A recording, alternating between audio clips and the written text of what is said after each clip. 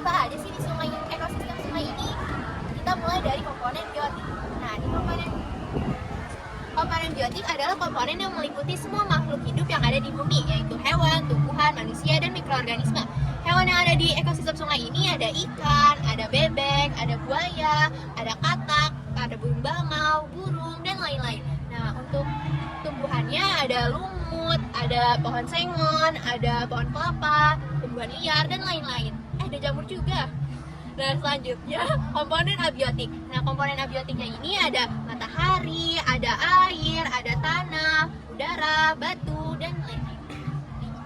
Selanjutnya adalah macam-macam sungai yang akan dibahas terakhir. Nah, setelah kita mengetahui pengertian dari ekosistem dan sungai, selanjutnya kita akan masuk ke macam-macam. Yang pertama itu adalah sungai yang bersumber dari air hujan atau dari mata air. Nah, sungai tertinggi di Indonesia, karena Indonesia memiliki iklim tropis, sehingga dengan curah hujan yang tinggi dan banyak sumber mata air, maka sungai ini disebut dengan sumber air hujan. Lalu yang kedua adalah sungai sungai yang air yang airnya bersumber dari lahan besar yang berada di pegunungan. Nah, sungai ini biasanya ditemukan di pegunungan. Lalu yang terakhir adalah sungai campuran. Sungai yang sumber airnya dari lahan besar, air hujan, dan dari sumber mata air yang mengalir dan menjadi satu. Contoh sungai campuran yang ada di Indonesia adalah Sungai Gede dan Sungai Danau yang berada di Irian Jaya. Selanjutnya, selain macam-macam sungai, sungai itu memiliki jenis-jenisnya. Yang pertama adalah sungai endemik, yaitu yang debit air sungainya selalu sama sepanjang tahun. Yang kedua adalah sungai pendek, yaitu sungai yang pada waktu musim hujan airnya banyak, sedangkan pada musim kemarau airnya kecil atau sedikit. Dan yang ketiga adalah intermit atau sungai episodik, yaitu sungai yang pada musim kemarau airnya tinggi dan pada musim hujan airnya banyak. Dan yang terakhir adalah sungai aquatic, yaitu sungai yang pada air yang ada airnya hanya pada saat musim hujan saja. Sedangkan pada hakikatnya sungai jenis ini hampir sama dengan episodik. Hanya saja pada musim hujan sungai jenis ini airnya belum tentu banyak. Nah, selanjutnya adalah jenis-jenis dan sumber-sumber pencemaran air sungai yang dibahas oleh Dava dan juga Devi. Oke, apa yang saya jelaskan duluan adalah jenis-jenis pencemaran air sungai. Yang pertama ada sedimentasi, itu atas tanah yang pasti masuk air dari erosi atau banjir yang dapat menimbulkan pendangkalan air sungai. Nah, kalau yang selanjutnya ini sudah sering kita tahu, yaitu melalui disebabkan oleh zat kimia organik. Banyaknya zat kimia organik yang mempunyai toksisitas yang tinggi. Kontaminasi antara zat kimia organik dengan air dapat mengancam kesehatan teman-teman, karena air yang kotor itu dapat menyebabkan bakteri. Nah, zat kimia organik ini dari mana aja sih? Dari industri kimia, misalnya untuk pembuatan pestisida, plastik, produk farmasi, pigmen, dan produk lainnya.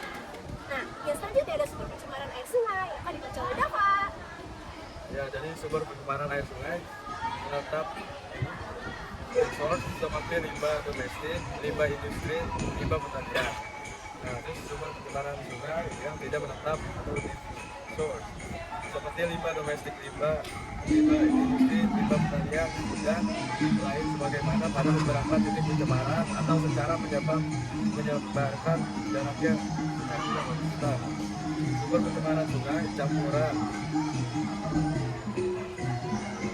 Nah, yang selanjutnya itu ada sumber pencemaran air sungai campuran atau pure or resource yang berasal dari titik tetap dan tidak tetap. Jadi teman-teman ingat tidak di sumber pencemaran air sungai, yaitu ada yang sumber pencemaran air sungai menetap or resource, yang kedua ada sumber pencemaran sungai yang tidak menetap atau diffuse source, yang ketiga ada sumber pencemaran air sungai campuran atau component resource. Jadi kalau sungainya terdapat pencemaran, airnya nggak akan sebiru ini teman-teman. Airnya akan terkontaminasi oleh zat-zat racun yang menyebabkan bakteri dalam air dan tidak akan menghasilkan oksigen dalam air. Nah, selanjutnya adalah interaksi makhluk hidup di sungai. Nah, itu apa sih? Nah, itu adalah yang kita sebut itu adalah simbiosis. Nah, simbiosis itu ada banyak jenisnya. Yang pertama ada netralisme, yang kedua kompetisi, yang ketiga komensalisme, yang keempat amensalisme, yang kelima parasitisme, yang keenam resistensi, yang ketujuh protokooperasi, dan yang terakhir adalah mutualisme. Nah, penjelasannya akan dijelaskan oleh saya dengan Sila. Kalau yang pertama ada simbiosis mutualisme, yang dimana simbiosis tersebut menguntungkan antar kedua belah pihak. Yaitu contohnya ada buaya dan burung plover. Nah, burung plover ini memakan sisa-sisa makanan yang ada pada mulut buaya. Terus burung plover ini juga membantu mematuk-matuk serangga yang ada di atas punggung buaya, sehingga buaya tersebut diuntungkan karena mulut dan punggungnya menjadi bersih. Nah, selanjutnya ada predasi. Predasi adalah hubungan antar pemangsa dengan mangsa. Contohnya ada ikan gabus dan ikan kecil-kecil. Nah, ikan gabus itu menjadi pemangsa dan ikan kecil-kecil itu menjadi mangsanya. Baik, selanjutnya adalah netralisme, ialah simbiosis tidak saling mengganggu, tidak menguntungkan dan merugikan. Contohnya adalah katak dan juga ikan-ikan. Nah, itu tidak saling mengganggu atau yang bisa disebut dengan netralisme. Selanjutnya adalah kompetisi. Itu adalah simbiosis persaingan. Nah, itu adalah ikan nila dan juga ikan gurame yang sama-sama membutuhkan makanan, yaitu lumut. Selanjutnya adalah komensalisme, yaitu adalah satu untung, satu tidak untung. Contohnya adalah ikan-ikan kecil yang berteduh di tanaman. Selanjutnya adalah parasitisme, satu untung dan satu rugi. Contohnya adalah bangau dan juga ikan, karena ikan itu dimakan oleh bangau, jadinya satu untung dan satu rugi. Nah, selanjutnya adalah rantai makanan atau jaring-jaringnya makanan di sungai yang akan dibahas oleh Adi. Rantai makanan.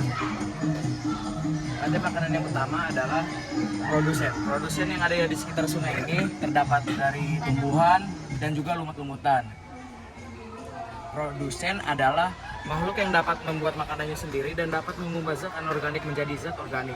Kemudian konsumen satu yang ada di sini terdapat dari ikan dan juga katak. Katak dan ikan yang biasanya memakan tumbuhan dan juga lumut-lumutan. Kemudian konsumen dua.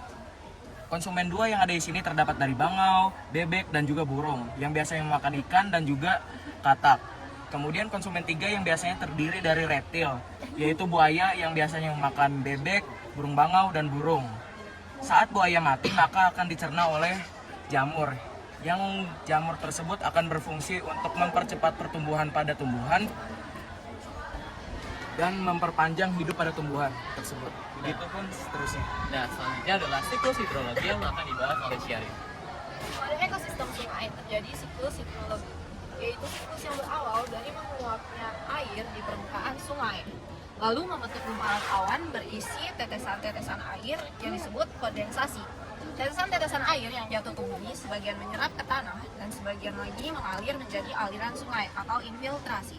Aliran sungai yang sampai ke laut akhirnya kembali mengalami penguapan. Lalu ada siklus biogeokimia, adalah siklus alami di mana unsur-unsur biologi, geologi, dan juga kimia berinteraksi di dalam ekosistem sungai. Kedua siklus ini berperan dalam menjaga kelangsungan seluruh organisme dalam ekosistem sungai agar tetap seimbang.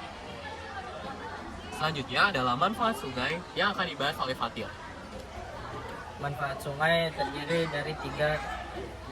Yang pertama, sungai biasa dijadikan tempat penampungan air hujan. Yang kedua, sungai bisa dijadikan sumber kehidupan dalam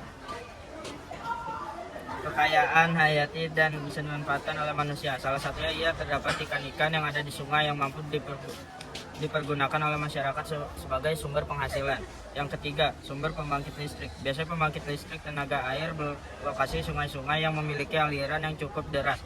Derasnya air sungai ini mampu menggerakkan turbin pembangkit listrik yang nantinya menghasilkan alur listrik setiap diedarkan menuju pemukiman penduduk. Nah, jadi sungai berikut ini merupakan sungai jenis curah hujan, sungai macam curah hujan. Mengapa demikian?